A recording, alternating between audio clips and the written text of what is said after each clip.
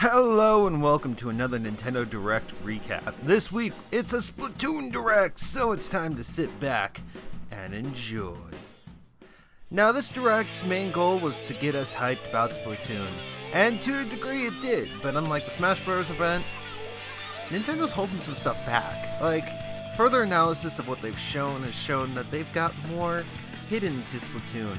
And which is kind of awesome because, I have gone all in, I've pre-ordered, I got the amiibo pre-ordered, I'm ready for this game.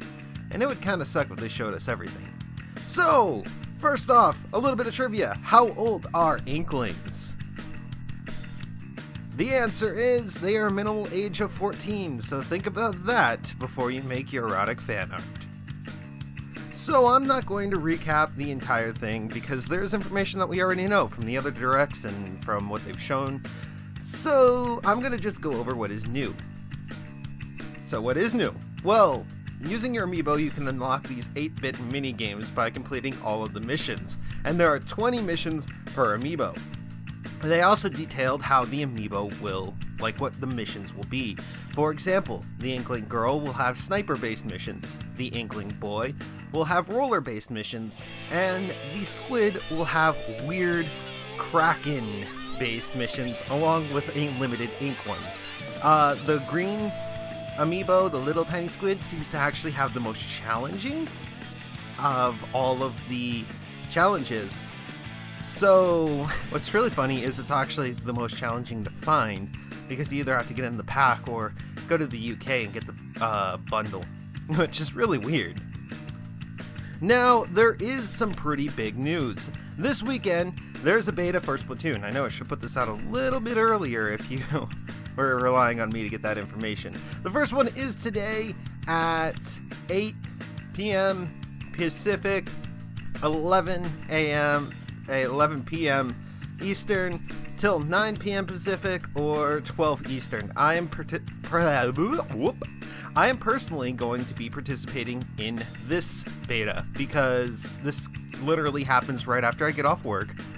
So, I'm going to be able to just participate in this one and I'm not going to worry about the others.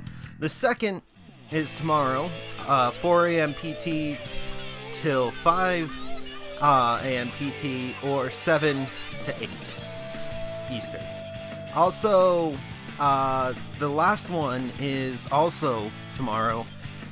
3 is noon Pacific, 3 Eastern, till 1 Pacific, till 4 Eastern. So they're all 1 hour intervals. You can download the thing. What's awesome is if you download the demo thing, you can actually get the awesome Splatoon music, which is pretty cool. I'm kind of sad that it doesn't loop and it just kind of goes into this weird thing, which makes me have to loop it. But it is still pretty awesome. And if you see anyone from Nintendo, they'll be wearing a lab coat, so destroy them when you can. Splatoon will be getting tons of support after launch. Free support, which is the amazing thing. They will be getting more gear, weapons, and maps free of charge. That's free! F-R-E-E! That's awesome! That's just awesome! And there's going to be special events that happen on a irregular basis called Splatfest. Oh man, does that remind me of Sunfest. You earn points on a team to get special gear and even these super snails, which look kind of like mushrooms. To upgrade your gear to actually allow you to have more abilities on the gear. The first Splatfest is in June 20th. June 20th. That's a couple days before my birthday, so that's awesome. Also, if you pre-order the game at GameStop, you get an Inkling costume for Smash Bros. Unfortunately, I pre-ordered this a long time ago on the Nintendo website, so yeah, I'm not going to be able to get this. So I'm just going to have to ride it out and buy the Inkling costumes later. Oh, man, it's kind of a short video, So, I'm going to actually tell you what I'm actually thinking about Splatoon. After watching this direct, I kind of get the feel for what Nintendo's doing. They're actually doing something similar to online shooters in the free-to-play market, where they're rolling out the game and then supporting it after launch with more weapons, more gear, more maps. This is where the $60 you pay for is really coming to effect, not the original game, which is kind of odd, and it's a new strategy for Nintendo. The 1.8 gigabytes is not a really big game, but they can do a whole lot with that 1.8 gigabytes, especially with a multiplayer-focused game like this.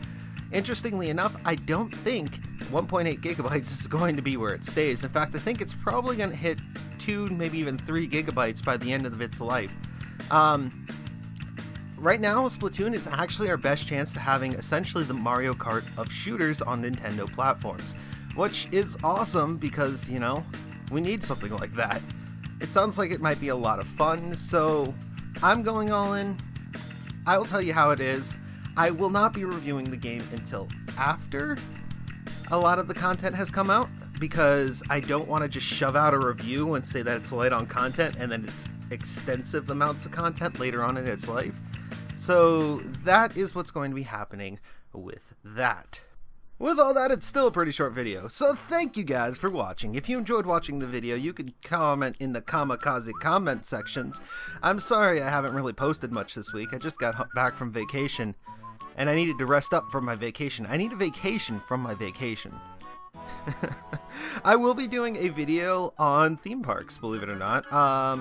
Nintendo just announced that there's going to be a Universal part to their... wow, I am so stumbly today. I haven't done this in a while.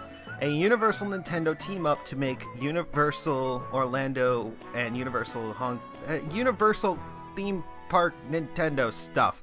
I can't speak. So, I'm going to be doing a video on essentially like my wish list for a Nintendo theme park. It's really just going to be a part to the park, but it's going to be cool. You can click the pie to go back to our channel. We also have this itty bitty meaty pie. I figured out how to do that. You can click that to subscribe. And as always, thanks for watching. Wolfy out.